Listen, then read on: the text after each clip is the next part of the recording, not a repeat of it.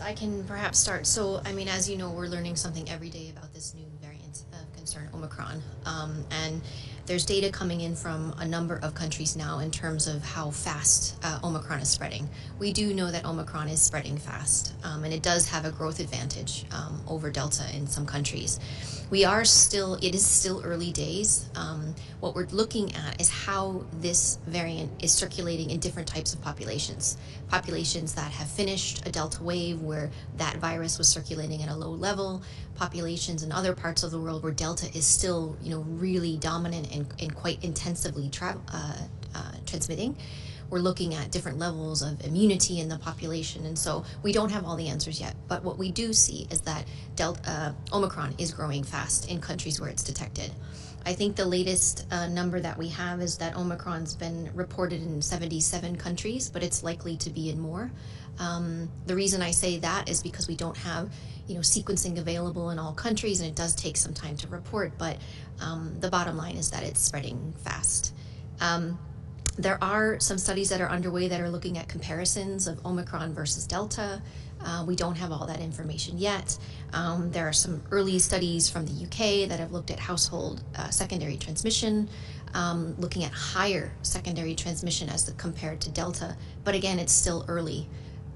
So that is quite concerning, given that we're entering sort of the third year of this pandemic. And if we have a virus that spreads and that can infect people, then that will have an impact globally. So there's still quite a lot we need to do to drive transmission down among everybody, vaccinated or not, all over the world. And don't forget that Delta is still dominant worldwide, and we need to drive transmission down. So whatever virus is circulating where you live, please, be careful and take steps to reduce your exposure and reduce the opportunity for it to spread. Any reflections from you on the update and what we've learned in past 10 days? Well, first of all, kudos to all the scientists and public health experts, clinicians, and others around the world who've really come together once again to share information. And I think I said it at the last Facebook Live to countries like South Africa who, have been so open.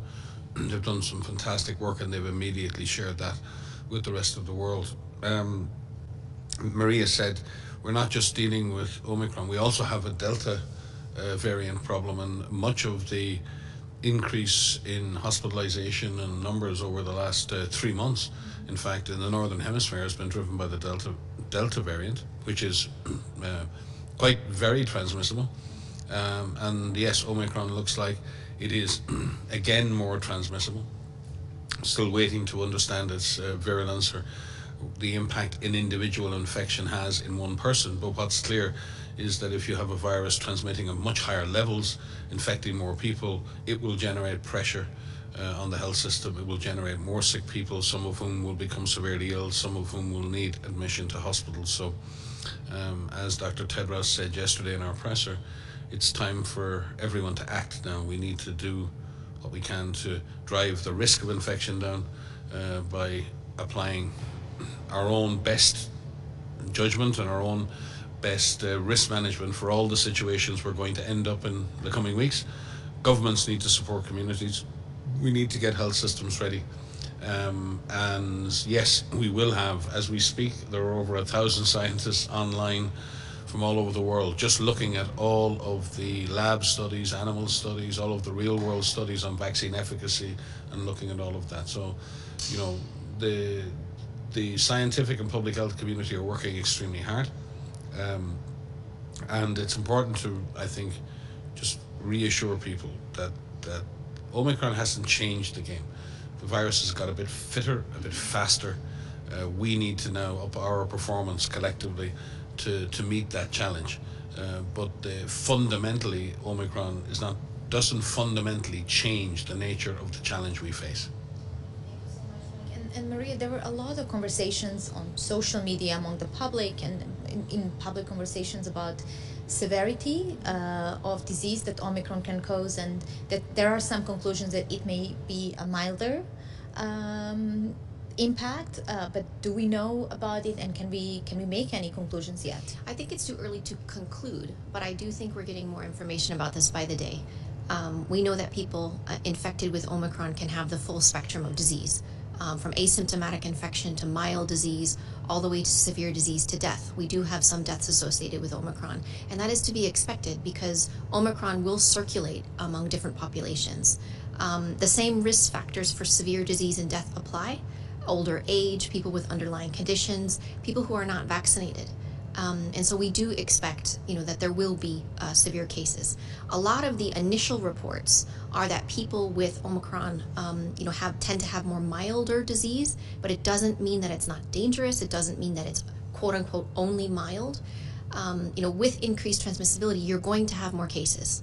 More cases mean more hospitalizations.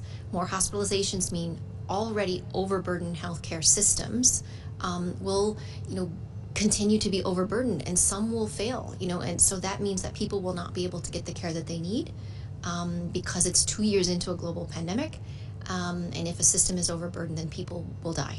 So just a mild, we have to be really careful that there isn't a narrative out there that it's just a mild disease. Any dangerous virus that transmits, even if it does cause more mild disease, it's better than if it causes more severe disease, of course, but we cannot forget that the more it spreads, the more opportunities it will change, but that it will cause severe disease. So I think it's too early to conclude anything. And I think we just want to make sure that the messages that are out there is that, the scientists are on it, the studies are underway. There's a lot more to be learned about how this virus circulates in different populations. But the bottom line is that more cases mean more hospitalizations will mean more deaths. And we can do something about this. So we need to act now. It's not time to wait. There is no time to wait until we start to see increasing hospitalizations. And in many countries, we're already starting to see that. So please, right now, act now, and especially as holidays are coming up and there's more social mixing and there's more, people need to evaluate and reevaluate what they do and make the decisions that are best for them and best for your families. Please do everything that you can to stay safe. And there are many ways that you can make situations safer, but please ask the question of, should I be doing this? And really just take a hard look and make sure that you keep you and your loved ones safe. Thank you so much, Maria. We have quite a lot of follow-up questions already, and I would just like to remind for those who are maybe with us for the first time, if you're watching us on Twitter, use the hashtag AskWHO to ask your question. If you're watching us on other platforms, please use the comment section. There are a few follow-up questions. One is on, again, severity, Maria, and in particular among children. Do we have any information how Omicron impacts children?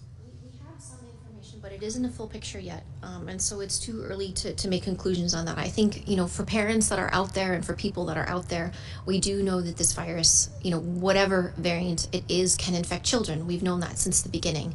And for the most part, we have seen children experience asymptomatic infection, meaning they have no disease or mild disease, but they can get infected and then they can transmit. And we know that children with underlying conditions are at a higher risk of developing severe disease. So again, there's a lot that can be done to make sure that we keep our kids safe, where they live, where they study, where they go to school. There's a lot of mitigation measures that can take place. It is important that schools, stay open and that kids get the education that they need. But in terms of Omicron and children, it's far too early right now. I wouldn't want to overemphasize any, one particular, piece of information that we receive. But there are, within our clinical network, they are discussing, different age groups. We have seen some data that increased risk of severity increases with age, as is to be expected. But nothing, to conclude necessarily on kids. Thank you so much, Maria. Mike, here is a question from Teresa Tyndall watching us on Facebook. You mentioned that Omicron is more transmissible. So Teresa is asking, how do we define more transmissible? Well, there are a number of ways that can be done in the laboratory, or it can be done in the real world. You make some assumptions about transmissibility based on how successful the virus is at getting into human cells, or whether or not the virus can infect a human being with a lower exposure dose. There are many ways in which a virus can be measured as more transmissible. The difficulty is that what humans do affects the transmission of the virus. So there's the inherent transmissibility. Very often we talk about how transmissible is a virus in a universally susceptible population who are mixed in a certain way. So it's a very abstract term for how what the inherent transmissibility of the virus is versus the real world transmissibility, which is affected by factors like temperature, it's affected by factors like population density, behavior, the level of vaccination in the population. There's so many other factors that affect it. So right now, we use things like the reproductive number, the number of cases that each case generates, and certainly when we look at the growth rate, the number of real world cases, we often use growth rate as the real world measure. How fast are the number of cases growing? And right now, looking at growth rates and what people call doubling times, how long does it take for the number of cases to double, is, for an ordinary person on the street, even for myself, they're much better real world measures because it tells you what's happening. And when we look at, for example, right now in the United Kingdom, we're seeing a doubling time of 2 days or less, which means the number of cases are doubling every 2 days or less than every 2 days, which means if you have 100,000 cases today, it's 200,000 cases 2 days time, but then it's 400,000 2 days later, and then it's 800,000 2 days later. So in a week, let's imagine, in a week, 8 days, or just slightly more than a week of doubling time, the actual number of cases can increase 8 or 10-fold. And that's what we're concerned about. That even, as Maria said, in the context of the virus not being as severe in an individual, that number of cases can generate a lot of people who have severe disease because there's just so many mild cases. The proportion of people who develop severe disease may be lower than with Delta, but the absolute number of people who get very sick goes up. So there are scenarios in which a much more transmissible and less severe virus can actually cause more hospitalizations and deaths. And I know that sounds counterintuitive to everybody, but that is the reality. So there's no question that the virus is transmitting very efficiently. It did so in South Africa in the context of very low levels of Delta variant transmission, very high levels of sero conversion in the population. So the Delta variant was struggling in the context in South Africa to actually generate more cases. The R was below zero. With Omicron, it came and has exploited that sort of environment, that vacuum, in a sense.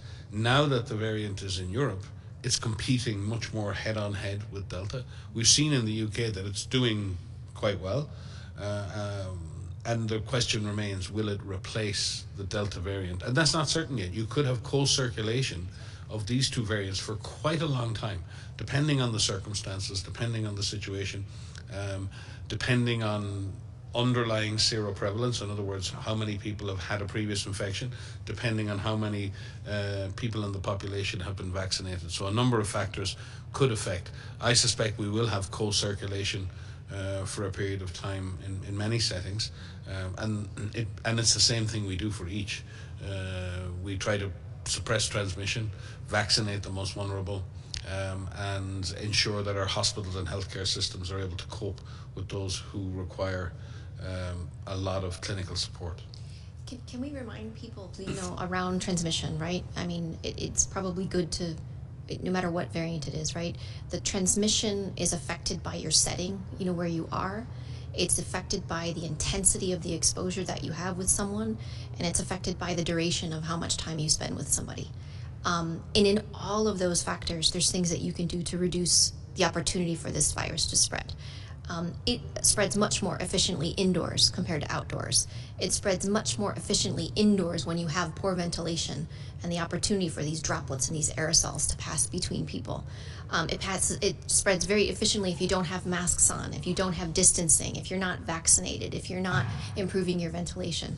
And all of those things, when we talk about a layered approach, this is what we mean. So especially, again, during the holidays that are coming up, the more contacts that you have with others, especially in the context where you don't have measures in place, like masks, like getting tested, like getting vaccinated, like improving ventilation or opening the windows and doors so that you have good cross ventilations. the virus will take an opportunity to spread. And so there's different things that you can do for that. And I think also don't forget that we all collectively, globally, have a lot of experience with this virus. We're not in the same position we were a year ago or even 18 months ago. There's a lot that we know how to control this virus, how we can take control over what we do to reduce our exposure. And I think one of the things I think people may be scared, when they're hearing about Omicron and they're hearing about, oh my gosh, how much longer is this going to happen? There's a lot that we can do, and everything that you do every day, the decisions that you make, about gatherings or anything in your daily life matter. So please, wear the mask, even if you are vaccinated. First of all, get vaccinated when it's your turn. It's really critical that people who are at risk are vaccinated in all countries. But even if you are vaccinated, please also take measures to reduce transmission. So we need to drive vaccination up among people who need it most, and those are people who are at risk. But we also need all of us, regardless of if we are vaccinated or not, to take steps to reduce transmission. And all of that needs to happen now, not in January, when we get through the holiday, but now. And it doesn't mean stop everything. It just means be careful. It just means be cautious. Thank you so much, Maria. There are a few follow-up questions to what you both said, and maybe I can take the first one from Banu watching us on LinkedIn. What properties of Omicron make it more infectious than Delta? Do droplets stay in the air longer? Do they stick to surfaces? Why is it more transmissible, as we keep saying? There are lots of things that can happen in terms of to make a virus more successful at transmitting, and that's what higher transmission is. Sometimes viruses just can survive longer in the environment. Sometimes viruses can survive being dried out or being dealt with by normal sort of cleaning procedures. But in the main, in this case, it's usually because of a change in the spike protein.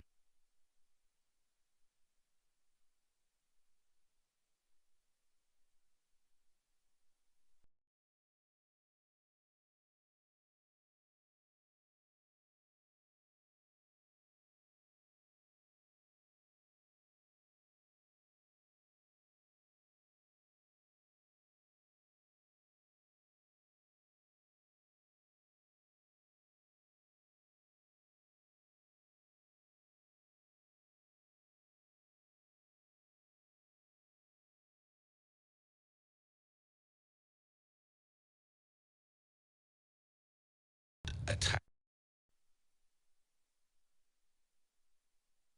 And really, sometimes that protein is very good at doing that. The shape of the protein, it's a lock and key, and it fits in really well, and the virus gets into the cell very easily, and then it can cause an infection much more successfully. Sometimes the virus is not that well adapted, and its spike protein is not really good at getting into human cells. That's why we've seen, for example, with animal populations, you have lots of SARS viruses out there, lots of coronaviruses. Most of them can't infect humans because they're not able to enter the human cell. Their spike proteins aren't adapted to human cells. Now what we have is 2 years of serial transmission in millions and millions of human beings. 2 years to really become much better adapted to entering human cells. And really what the Omicron variant has is a change in its genetic sequence that has changed the shape and changed the ability of that spike protein to attach to human cells and enter the human cell. And that's probably what's giving it its transmission advantage. But as I say, we don't know fully yet, because we don't know, to answer the question, does the virus survive longer in droplets or aerosols? Does the virus survive longer on surfaces? And a lot of that work is being done. Maybe Maria can update, but a lot of that work is being done. But the suspicion is clearly that the spike protein itself is just better able to enter the human cell and infect those cells. There are a lot of studies that are underway that are looking at that. They're set up in experimental conditions, like in the lab, where they look at how long can a virus survive on different types of surfaces, like steel or cardboard or paper or plastic. And these experiments are set up in different temperatures with different UV light to look at virus survival. and whether or not it can be viable on a surface, and if you touch that surface, and if you can touch your eyes, your nose, or your mouth and get infected that way. That is why one of the measures, in addition to masking and distancing, we do recommend disinfecting, particularly where there's patients, where we know patients are. But those studies are underway, and they'll compare Omicron versus Delta versus Alpha versus the ancestral strain, plus compared to MERS and other coronaviruses. But these collaborations are well underway, and this is why it's important that the virus is able to be shared, and so these experiments can be done, and that can be done in a coordinated manner. But I think from a public perspective, I think this is why we have to end this pandemic. What Mike was describing about the changes in the virus and the mutations in the virus, the more it spreads, the more opportunities it has to change. So that's why we really, really need to end this. I mean, aside from how disruptive this has been and how it has uprooted everybody's lives and how many people this virus has taken from us, we have to keep transmission low. It's not just, I've heard some narrative that we just kind of have to let it get to a point where it becomes endemic. And this pathogen is certainly on its way to becoming that, but that doesn't mean that this virus will not still be dangerous and still take the lives of our loved ones. So that's why we have to put in the work. 2022 can be the year where we end this pandemic. And I think, that needs to really just be our collective focus. Thank you so much, Maria and Mike. And I just want to apologize. We had some connection issues, and I am not sure that our stream is anymore ongoing on Twitter. So we will post information that people can continue watching on Facebook, YouTube, and LinkedIn, and we apologize for those technical difficulties. Mike, in previous question, you were also talking about coexistence between Omicron and Delta variant, and there is a viewer who is asking, is there a possibility for those two to mutate and merge together and create a new joint variant? The evolution of coronaviruses, and particularly this virus, is very much a person becomes infected with one variant, and then the virus that emerges from that individual later is slightly different, because the virus reproduces so many times in the human body that there are errors, and these viruses have built-in errors. Some of those new viruses are not successful, and now and again one of those viruses is slightly more successful, and that's the evolutionary battle the viruses have. There is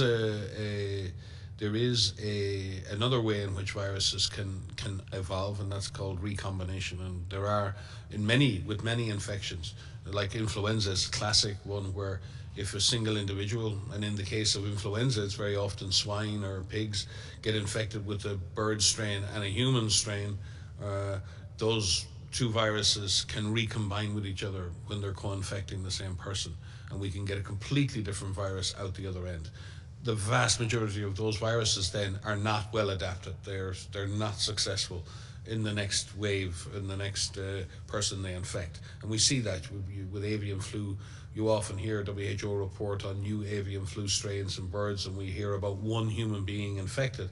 Very often that one human being does not transmit most of the time to another human being, because those viruses are not very adapted to human transmission. But every now and again, purely on the basis of chance, a recombination of viruses can produce something different and something either more transmissible or more virulent, and we're always watching out for that. So coronaviruses can do both. They do that slow evolution or antigenic drift. They kind of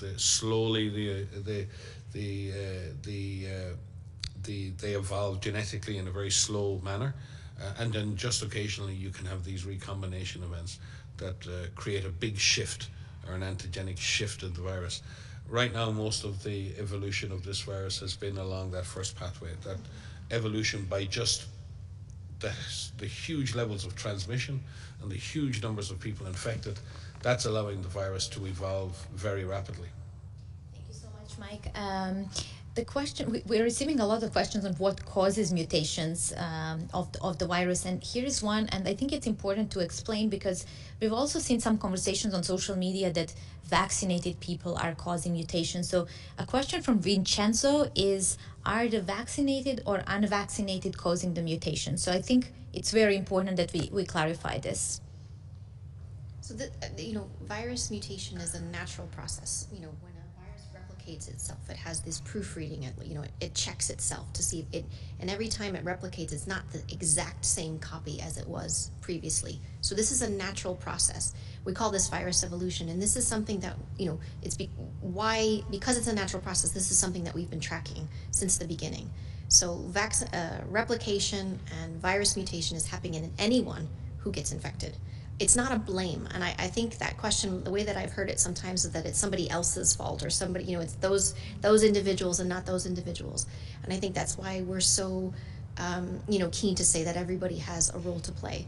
Vaccinated people are not causing virus mutation. Unvaccinated people are not causing. This is something that's happening, and the more this virus circulates, the more opportunities it has to change. Vaccines are really quite incredible. I mean, I'm still impressed that we have so many safe and effective vaccines, and they are incredibly effective at preventing severe disease and death. So again, no matter how Omicron unfolds, get vaccinated, because Delta is still dominant and the vaccines will remain effective. We have to see how effective they are as we go into the future, but get vaccinated when it's your turn.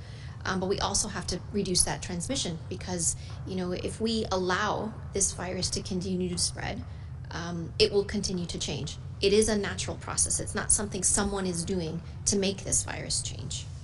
Thank you so much, Maria. And we said as well that we will reflect on upcoming holiday season. Many people around the world are having different either religious holidays or a New Year's celebration.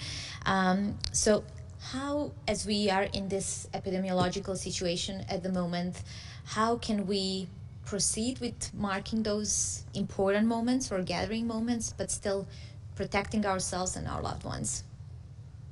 It's so important to mark these holidays and birthdays and gatherings and celebrations, and no matter what, I am sure that people will continue to find ways to celebrate. I think that's important. It's been a very difficult couple of years, and no matter, find ways to continue to be social. I think in terms of the gatherings themselves, right now there is no zero risk. There hasn't been zero risk since this virus emerged, but there are ways in which you can reduce the risk. You could limit the size of the gatherings. You can make sure that you are vaccinated. You can take a test. There are all these rapid tests that exist that are highly reliable now, and you can look at what is your exact status right now. You can make sure that you do things more outdoors if possible, depending on where you live, than indoors. And if you are indoors, you're wearing a mask, you're opening the windows. I mean, there's lots of different ways. But I think, for me, I mean, even within my own family, we just reassess and we have a discussion about what's right for us and what's right for our own family. And I hope that there are people around the world that are at least having that conversation. What do we need to do, and what's right for us? What is the vaccination status of our family? Do we have to travel? How long is that travel? What mitigation measures are in place? Nothing is canceled. There may be things that are postponed, but I still believe that there's ways that people can celebrate. We just need to ask the questions of how can we do it as safely as possible. Yeah, and again, maybe to say to people, because there are a lot of questions, even on some of the questions that are being asked here, Alex, are around, is the vaccine effective? Why are people who are vaccinated getting sick? Does that mean the vaccine doesn't work? These are really important and rational, very rational questions. I think it's important to say to people that the vaccines were designed to prevent severe disease, prevent hospitalization, and avoid people dying. And certainly up to now, against the Delta variant, the vaccines have held up extremely well. What we've seen with the Omicron variant is that the level of antibodies, or the ability of the vaccines to effect neutralize the virus, has gone down a little, and that's measured in the level of antibodies in the blood. But remember, that's just the tip of the immunologic iceberg. We've spent literally, billions of years evolving life on this planet, and as mammals we've developed very sophisticated immune responses. Sometimes they go wrong and we get these autoimmune diseases, but it's a hugely sophisticated system, and it's not just dependent on just one thing like the level of antibodies. There are innate immune response, there are T cells, cell mediated responses that provide a much broader level of protection. So when you're looking at the data that everyone is producing right now, yes, even with Delta, it was more likely that someone could become reinfected with these variants, and it's more likely that the vaccine will not protect you fully against becoming infected. But the vaccines up to now have provided excellent protection against severe disease, hospitalization, and death. And we're still waiting for the final data on Omicron. Certainly, the vaccines do not appear to protect against just infection, but that is not what the vaccines were designed to protect against. They were designed to protect against severe illness, hospitalization, and death. And I think the data, preliminary data from South Africa and elsewhere, is showing that the vaccines, are providing protection against those severe outcomes. We will keep an eye on that, and we will continue to work. And one of the other questions on there was about, do we have to keep revaccinating? That's a really good question. Will we have to revaccinate every 6 months and with different variants? We don't know the answer to that question. But what we may need to do is think about second and third generation vaccines, different vaccines that might provide broader level of protection for a longer period of time. This is the story of the history of vaccine development. You develop a first vaccine that does what you need to do. Then you have to go to the second and third generation of vaccines to give longer and broader protection, and that work is already underway. So there are literally thousands of scientists, hundreds of thousands of scientists out there as we speak, looking at all of those issues, developing different candidates and different approaches to vaccination for the future. And I believe we will have new innovation, we will have new technologies. Some of the antiviral drugs that are coming online, and again, to both say it's great to see that we're going to have antivirals come, but they're aimed at preventing severe disease in highly at-risk populations. And we're going to have to do some more work on those antivirals and how they're introduced and how we avoid antiviral resistance and how we select the right patients for those drugs.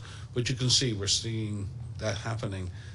So the idea that we're going to have to develop new generations of vaccines, that we're seeing new molecules, new treatments come online, it is hopeful, and we will beat this virus. I think it's important. We're going to beat this virus. This virus will take its place. Maybe it will stay around for a long time. Maybe it will cause small outbreaks for a very long time. Maybe we will have to have vaccines that provide long-term protection. But, we will come through this. You keep saying it, I'm saying it today, but we will get through this. Right now, the best thing that every single person can do is reduce your chance of being infected. Reduce your own chance of infecting somebody else. However you can do that within the means that you have. Know how you can do that. Get vaccinated. If you are a vulnerable person in an older age group, the single best thing you can do today, right now, is get vaccinated. I feel so sad for those people living in low-income countries who haven't had that opportunity. And I would say to people living in countries where you have access to vaccine, please go get that vaccine. There has also been the issue of booster shots and whether certain groups should have a third primary dose. Again, as I said last week, we in WHO are not against boosters. What we're for is equity. The DG said it last night. We're against inequity, not against boosters. What we have to match is the government's need in any individual country to provide maximum protection to its own population with the need for us collectively as a global tribe to provide protection to those who most need it. So we believe vaccines should be used to give a primary course of protection to the people everywhere who most need it, and then within governments, within individual countries. So if people are offered a booster shot, I said, please take it. You should have no guilt in taking a booster shot. If you were a vulnerable person and you're offered that shot, take it. But then, as I say, then you can write a note to your representative or to your politicians and say, now, please share some more vaccines with the people in other countries who really need them. Thank you so much, Mike, and I'm glad we are coming towards the end of this session as we are running out of time, but you actually brought the note of hope and also what each of us can do to protect ourselves and others. So maybe we can end in what is your hope for 2022, and can we end this pandemic next year? I think we can. I know we can. 2022 is the year we can end the COVID-19 pandemic. We have tools now that can take the severe spectrum of disease out. We can reduce morbidity, hospitalization, severe disease, those needing ICU, those who are dying. We can take the death out of COVID-19, and we can also reduce the spread. I mean, the emergence of these variants of concern of Omicron is the latest. There will be more if this virus continues to circulate, and we have tools right now. I'm incredibly hopeful for 2022. I am exhausted at the end of 2021, I'm not gonna lie. And I think everybody else is as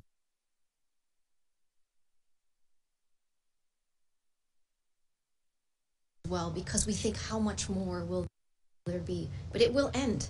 This pandemic will end, and we just, if you just think every day what you can do to keep you and your loved ones safe. It's not just about you, it's about everyone else that is out there. And these variants are showing us, whether we like it or not, we are in this together, because we have to keep everyone safe globally, not just some.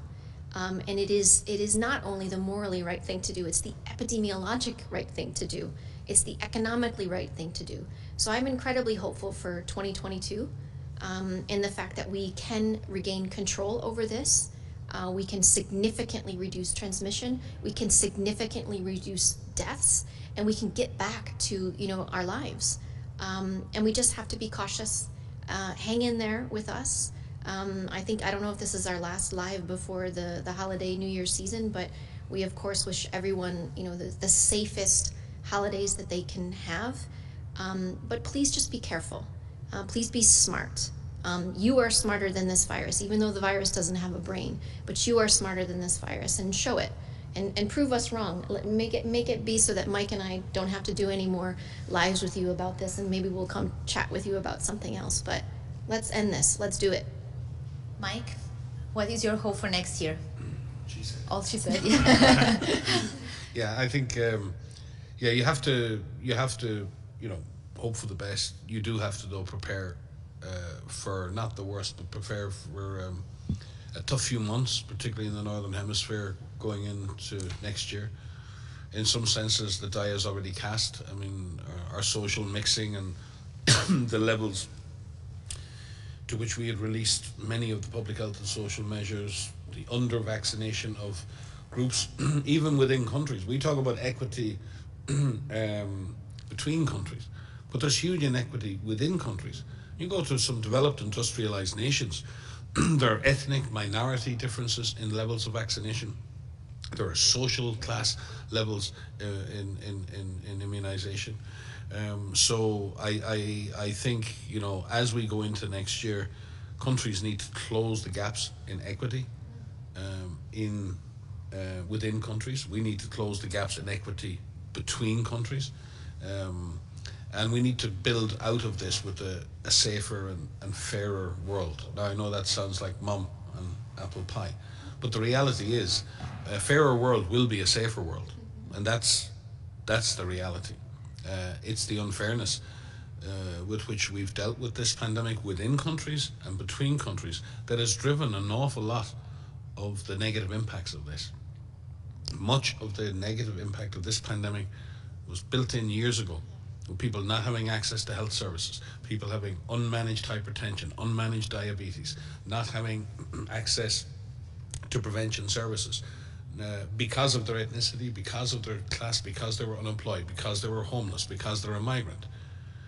We have built an unfair world within countries and between countries, and unfairness has driven so many of the negative impacts of this pandemic, and I think we need to learn that lesson.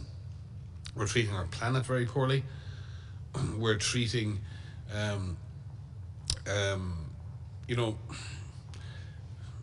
person is judged in society is judged on how they treat the person who has least, how they treat the most vulnerable person, how they treat the most marginalized person, not how they treat the most popular person.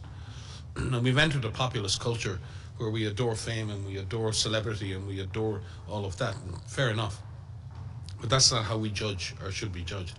We'll be judged by how we, I think Mandiba said that a society should be judged on how it bases those it detains. So in some senses, society is judged by how you treat people who are most marginalized. Sorry, I was a bit distracted with all the noise there. So I do have great hope for next year, but my hope isn't just that we end the pandemic. I hope we do. But my hope is that we don't forget why we're where we are. And it's not been because of a virus. Yes, the virus was the vehicle. It was the stimulus for all of this tragedy. But much of this tragedy could be avoided if we had stronger health systems, if we had fairer social systems, if people had equal access to care, if people had equal access to life and livelihoods. And we don't have that. This is not a fair world. So I hope when we come out of the pandemic that we carry that lesson and we decide to build a fairer world. This is a great idea for those who don't have any resolutions yet for next year. You gave a great idea of bringing fairness into this world, not just into the pandemic response, but in all other threats that we are facing. And I want to thank to you and to all our viewers. The list of countries you are watching us from is very, very long. UK, Germany, Nigeria, Thailand, Philippines, Mexico, South Africa, Morocco, Saudi Arabia, Turkey, Libya, Zambia, Mauritius, India, France, and many, many others. I also want to thank to everyone who's been with us this whole year and following our Ask WHO sessions. We will continue with this series. Probably next time will be next year. But we will continue updating you regularly with everything that we find out more about Omicron and other health issues. As Maria mentioned, there is something that we all can do to still celebrate holidays but stay safe. So I hope you'll follow her advice, and wishing you all the best for next year. Goodbye.